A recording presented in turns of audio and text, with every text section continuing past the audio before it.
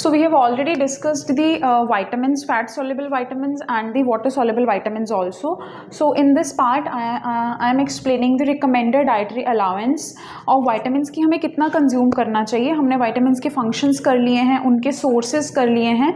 So आज मैं discuss करूँगी फैट soluble vitamins की विटामिन डी जो है, विटामिन ई, के एंड ए, इनके बारे में इन डिटेल हमने ऑलरेडी डिस्कस कर लिया है कि ये क्या फंक्शन करते हैं और क्या रिक्वायरमेंट है, कहाँ इनका रोल है, राइट.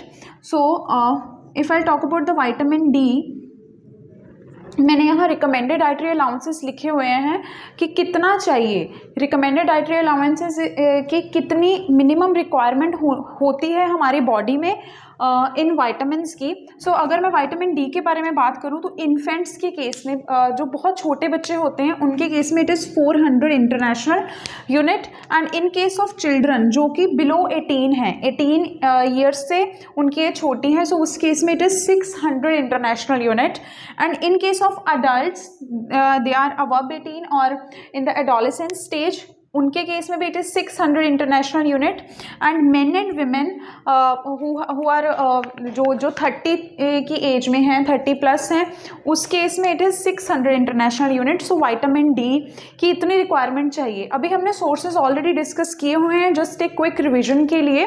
विटामिन डी का अगर इफ विल से कि the best source is the sunlight. So vitamin D की प्रॉपर रिक्वायरमेंट कंप्लीट करने के लिए हमें सनलाइट में बैठना चाहिए. स्पेसिफिकली जो अर्ली सन रेज होती हैं, जब सनराइज होता है अर्ली मॉर्निंग के टाइम पर, उस टाइम पर जो रेज़ हैं वो प्रोटेक्टिव होती हैं. अदरवाइज जैसे जैसे सन की हीट इंक्रीज होती है तो फिर वो यूवी रेज का जो अमाउंट है वो बढ़ता रहता है. इसीलिए इट इज़ बीइंग सेड कि अर्ली जब सनराइज है उस टाइम पर हमें धूप में बैठना चाहिए ताकि विटामिन डी की रिक्वायरमेंट कंप्लीट हो जाए. उसके बाद स्पेसिफिकली अगर मैं मेन एंड वीमेन की बात करूं कि एक स्पेसिफिक एज आने तक या फिर 30 एज क्रॉस हो गई है, उस टाइम पर विटामिन डी की डेफिशिएंसी के सिम्टम्स बहुत आते हैं. आजकल among children also it is very common and even among the adults also it is very common.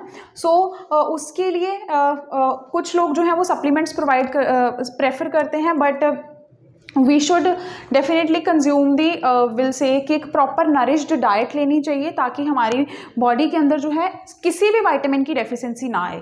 On the other hand if I talk about vitamin E, it is tocopherol. इसके बारे में भी हमने discussion किया हुआ है. अगर infants के केस में देखें कि बच्चों के केस में देखें, उनमें 4 मिलीग्राम टू 6 मिलीग्राम जो है विटामिन ई चाहिए. सिमिलरली इफ आई से चिल्ड्रन हु आर बिलो 18, उस केस में 15 मिलीग्राम चाहिए. अडल्ट्स के केस में in adolescent stage it is 15 milligram. And in case of men and women respectively, men के केस में 10 मिलीग्राम चाहिए एंड विमेन के केस में 8 मिलीग्राम चाहिए vitamin E. Next is a vitamin के. इस केस में विटामिन के it is 2.5 to 5 gram in case of infants, and in case of children it is 60 milligram. Adults के केस में it is 75 milligram approximate, and men and women के case में it is 120 milligram and 90 milligram respectively. men के case में 120 milligram है and women के case में it is 90 milligram. On the other hand, about the vitamin A, here is a list. In this case infants के case में it is 400 milligram and children के case में 400 to 700 milligram. Adults के case में भी 400 to 700 milligram and men and women के case में it is 600 milligram. So these are the recommended dietary allowances कि इतना तो होना ही चाहिए डाइट में ताकि कोई भी डेफिशिएंसी के रिलेटेड प्रॉब्लम ना आए या फिर टॉक्सिसिटी के रिलेटेड सिम्टम्स ना आए. On the other hand we have definitely apart from supplements, अगर मैं बात करूँ कि हम सप्लीमेंट्स कंज्यूम करते हैं because of the deficiency of various vitamins.